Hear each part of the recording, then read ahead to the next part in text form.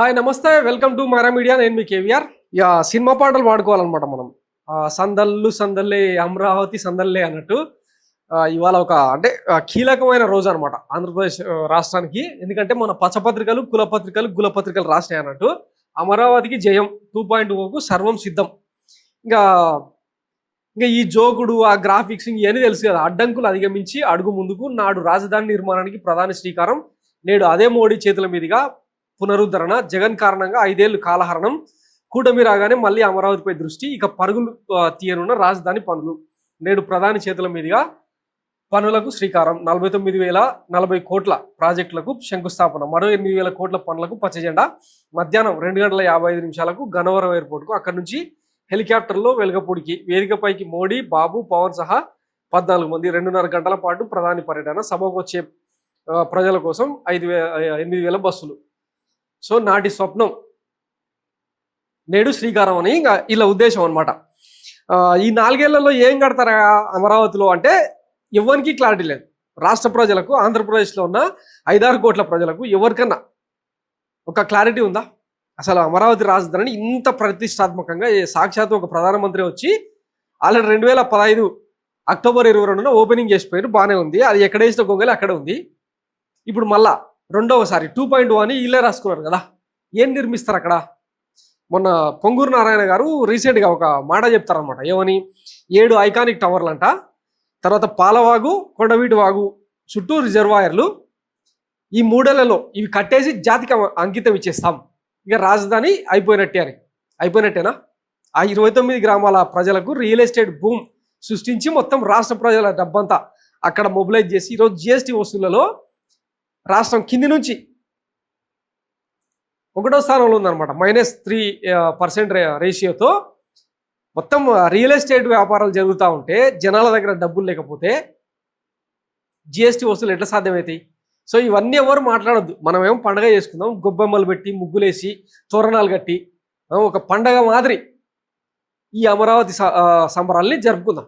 ఒకసారి ఇక్కడ ట్విస్టులు చూడండి. గతంలో వైఎస్ షర్మిలమ్మ మంచి ట్వీట్ వేసిందనమాట. ప్రధాని నరేంద్ర మోడీ గారు ఈసారైనా అమరావతి కట్టేనా లేక మళ్ళీ మట్టేనా అని కింద బొమ్మ పెట్టింది చూడండి. అప్పట్లో ఇంకా వీళ్ళ ఎలివేషన్స్ ఎట్లుండే అంటే మొత్తం దేశవ్యాప్తంగా ఉన్న నదులన్నింటి నుంచి నీళ్లు, ఒక ముంతడు నీళ్లు, తర్వాత కీలకమైన హెరిటేజ్ ఏరియాస్ అన్నిటి నుంచి మట్టి, ఇవి రెండిచ్చిపోయిండు. ఇప్పుడు కూడా ఈసారైనా మట్టేనా? ఇప్పుడు రాజధాని పునఃశంకుస్థాపనకు వస్తున్న మోడీ గారికి ఇదే అమరావతి మట్టిని బహుమతిగా పంపిస్తున్నాం.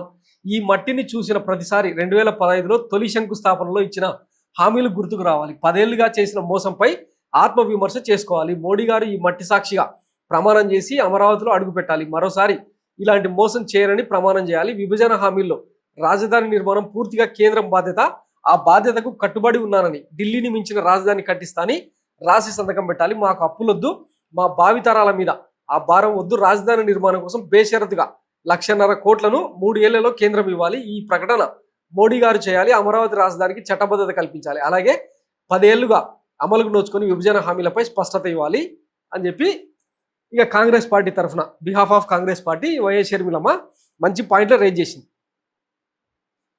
ఒకసారి అంటే ఈ అమరావతి భాగోతం గురించి మాట్లాడుకుంటే ఈ రోజు వరకు పార్లమెంట్లో దానికి చట్టబద్ధత ఇవ్వలేదు, ఒక పిన్ కోడ్ ఇవ్వలేదు.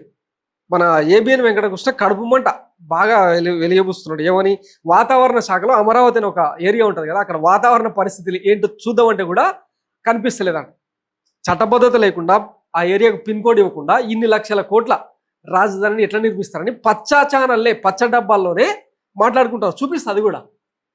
ఇలా జరుగుతుంటే ఏదోలా అనిపిస్తుంది, ఏదోలా అనిపిస్తుంది. అదేదో సినిమాలో ఉంటుంది ఒక డైలాగ్. ఆ డైలాగ్ చెప్పడానికి కొద్దిగా ఇబ్బందిగా ఉంది కానీ ఏదోలా అనిపిస్తుంది. కానీ తప్పని పరిస్థితి ఏమో చంద్రబాబు నాయుడు గారికి చేయించక తప్పని పరిస్థితి, మోదీ గారికి చెయ్యక తప్పని పరిస్థితి ఏమో. కానీ చూడడానికి మాత్రం ఒక వింత అనుభవం, ఏంటో అదో లాంటి అనుభవం. సో మీకేమనిపిస్తుంది? మీరు ఎలా విన్నారు కదా, మన కుల జర్నలిస్టులే ఏంటో అదోలా అనిపిస్తుంది. దీన్ని అంటే కనీసం ఏమంటారు పబ్లిసిటీ చేయాలన్నా కూడా ఏదోలా అనిపిస్తుంది. ఆ ఎక్స్ప్రెషన్ చూడండి. మొత్తం రాష్ట్ర వ్యాప్తంగా అంటే ఈ కూటమి బానిసలు, ఆ పార్టీల కార్యకర్తలు మినహాయిస్తే మిగతా వాళ్ళందరూ కూడా ఒక స్లోగన్ తీసుకున్నారనమాట. జరగాలి చెల్లికి మళ్ళీ పెళ్ళి అనే స్లోగన్ను తీసుకున్నారనమాట. ఎవడికి రాజధాని, దేనికోసం రాజధాని? వాస్తవానికి అంటే దేశ చరిత్రలోనే ఒక రాష్ట్రానికి రాజధాని లేకుండా ఉన్న ఏకైక రాష్ట్రం ఆంధ్రప్రదేశే. అక్కడ రాజధాని నిర్మాణం అనేది జరగాల్సిందే, అందులో ఏమాత్రం సందేహం లేదు. ఇంకా ఇంకా రెండో మాట కూడా లేదు. కానీ నిర్మించే విధానం ఇదా? నిన్న మనం చూసారు కదా, సింహాద్రిలో ఆ పిటగోడ కూలితే ఒక గోడ కట్టలేనోడు అమరావతిలో అంతర్జాతీయ రాజధాని కడతారా అని చెప్పి ట్రోల్ చేస్తూ ఉన్నారు. జనాలే రోడ్డు మీదకి వచ్చి మాట్లాడుతూ ఉన్నారు. వీటన్నిటికీ సమాధానం చెప్పకుండా ఈ 2.0 ఏందో, నాటి స్వప్నం నేడు సాకారం, ఏం కడతారో కూడా క్లారిటీ ఇవ్వకుండా ఇప్పటికే వైఎస్ జగన్మోహన్ రెడ్డి చెప్పిండు కదా, 10% మొబిలైజేషన్ అడ్వాన్స్ల కింద ఇచ్చేసి 8% రివర్స్ తీసుకుంటున్నారట కమిషన్ల రూపంలో. ఇంకా నిర్మాణాలు ఎప్పుడు? ఇప్పుడు పొంగూరు నారాయణ చెప్పినట్టే పాలవాగు, కొండవీటి వాగు, దాని చుట్టూ ఈ కృష్ణానది మీద ఎన్ని బ్యారేజీలు నిర్మించాలి, ఏమంటారు వరద నీటిని ఎప్పుడు డైవర్ట్ చేయాలి, ఆ నీట మునిగే ప్రాంతాన్ని ఎప్పుడు లిఫ్ట్ చేయాలి, రోడ్లు ఎప్పుడు వేయాలి, ఇవన్నీ పక్కన పెడితే ఏం చెప్తున్నారు? అంతర్జాతీయ ఎయిర్పోర్ట్ అంట, అంతర్జాతీయ క్రికెట్ స్టేడియం అంట, అంతర్జాతీయ రైల్వే స్టేషన్ అంట, ఇన్ని పెట్టుకున్నారు. ఇవన్నీ ఎప్పటికి అయ్యేది? ఇంకా బాబు గారు చెప్పినట్టు 2047 విజన్ 2047 అంటారు కదా, అప్పటి వరకు ఎవడు బతికేదేవాడో సచ్చేదేవాడో అనమాట. ఇంకా ఉన్నాయి చాలా అనుమతులు ఉన్నాయి, చూపిస్తాగండి. సాక్షిగా మట్టి తెచ్చాను ఏమన్నా నేను అడిగితే కథానయ్య ఇచ్చింది. పార్లమెంట్ సాక్షిగా మట్టి తెచ్చాను, ఏమన్నా నీళ్లు తెచ్చాను, మీ ముఖం మీద కొడతానని మట్టి నీళ్లు కొట్టి మనకు అన్యాయం చేసిన వ్యక్తి ఈ నరేంద్ర మోడీ. మీరు తప్పుడు విధానాలతో ముందుకు పోయి మన రాష్ట్రానికి అన్యాయం చేసి నేను అడిగితే విన్నారు కదా, పార్లమెంట్ నుంచి మట్టి తెచ్చాం, యమునా తీరం నుంచి నీళ్లు తెచ్చాం, మీ మొహాన కొట్టాం. అప్పుడు అన్యాయం చేసిన వాళ్ళు మరి ఇప్పుడు న్యాయం చేస్తారా? ఒకసారి ఆలోచించాలి కదా.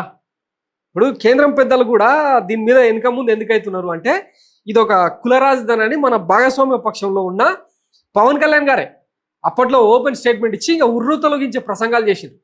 కుల నాయకుల కోసం కుల రాజధాని కడుతున్నాడు చంద్రబాబు, ఇది ఎంత మాత్రం కరెక్ట్ కాదు. ఆయన అన్నగారు మెగాస్టార్ చిరంజీవి కూడా ఇది అసమంజసం, అట్లా కట్టకూడదు అని చెప్పి వినిపిస్తాగండి. అది కూడా వీళ్ళ పంట భూములు తీసుకోవడం అనేది జరుగుతుంది అమరావతిలో. ఎవరు క్షమించడానికి నేను మూడు పంటలు పండేటటువంటి భూములు ఎట్లా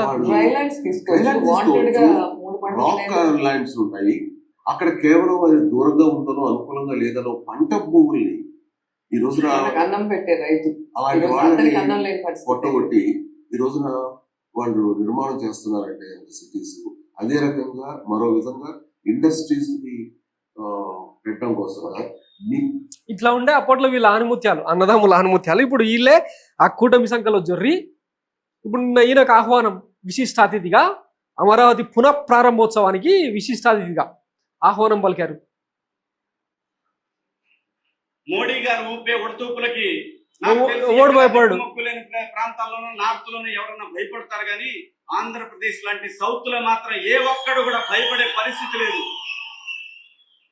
నువ్వు పెట్టుకుంటే పెట్టుకున్నావు, ఎవరితో అన్నా పెట్టుకుని పోయి ఆయనతో పెట్టుకున్నావు. అప్పట్లో ఇట్లా ఉండే అనమాట మనోళ్ళ అనుమతి. అంటే ఇట్లాంటి పకోడిగాలను అల్లా తెచ్చి ఇక ప్రధానమంత్రినే, ఆ పదవికి ఉన్న హోదా ఏంది, ప్రోటోకాల్ ఏంది, గౌరవం ఏంది, చట్టబద్ధంగా 3 సార్లు ఎన్నికైన వ్యక్తి ఆయన. గత 20 ఏళ్ళు 30 ఏళ్ళుగా గుజరాత్ ముఖ్యమంత్రిగా దేశ ప్రధానిగా ఉన్న వ్యక్తిని మనమేమో ఇట్లా కించపరిచినాం. ఇప్పుడు ఏం మొహాలు పెట్టుకొని అడుగుతాం? సో ఇంకా ఇట్లాంటి అనుమత్యాలు అన్నీ సోషల్ మీడియాలో డంప్ అవుతా ఉన్నాయి. ఇంకా చూసి ఎంజాయ్ చేయడమే. ఆ రాజధానిలో ఇంతకుముందు చెప్పినా కదా, అంతర్జాతీయ క్రికెట్ స్టేడియం, అంతర్జాతీయ ఎయిర్పోర్టు, అంతర్జాతీయ రైల్వే స్టేషన్, పాలవాగు, ఇంకా అదేది కొండవీటి వాగు, ఆ రిజర్వాయర్లు, ఇవి కట్టి 7 ఐకానిక్ టవర్లు నిర్మిస్తాం. ఇంకా గ్రాఫిక్స్ ఇంకా అవి చూపిస్తే బాగోదులేక బాహుబలి నిర్మాణాలు అవన్నీ ఎట్లా ఉన్నాయో అక్కడ నీళ్లు తోడిపోసే ఎత్తిపోతల పథకం కానీ, జంగిల్ క్లియరెన్స్ కానీ ఇవేవి జనం దృష్టికి రావద్దు. మన కులపత్రికల్లో మాత్రం అమరావతికి జయం, అమరావతి 2.0, నాటి స్వప్నానికి నేడు శ్రీకారం, ఇట్లాంటి వార్తలు రాసుకోవాలి. వీటినే మనం ఇంకా చూపించిన కదా కుల జర్నలిస్టులు అసలు దీన్ని ఎట్లా ఎలివేషన్ చేయాలో కూడా అర్థం కావట్లేదు అని ఇంకా వీళ్ళలో వీళ్ళే మాట్లాడుకుంటా ఉంటే ఇంకా ప్రజలు ఏం మాట్లాడుకోవాలి? సో ఇది మిత్రులారా, ఆంధ్రప్రదేశ్లో అంటే ఒక రాజధాని పునర్నిర్మాణానికి అంటే ఈ రకంగా ట్రోల్ జరుగుతూ ఉంటే ఇంకా వీళ్ళే నిన్నే ఒక డైలాగ్ చెప్పిన కదా, సిగ్గు శరం అనేవి ఏమైనా ఉంటే వీళ్ళకు అవి ఎక్కడ దొరుకుతాయి, అమ్ముతారేమో, కొనుక్కుందాం అని చెప్పి ఏదో ట్రోల్ నడుస్తూ ఉంది. ఎక్కడన్నా దొరికితే కింద కామెంట్ చేయండి, మన మైరా మీడియా నన్ను చూసి కొనుక్కొని బుద్ధి తెచ్చుకుంటారేమో. Thanks for watching Maira media. నేను మీ కేవీఆర్. Thank you.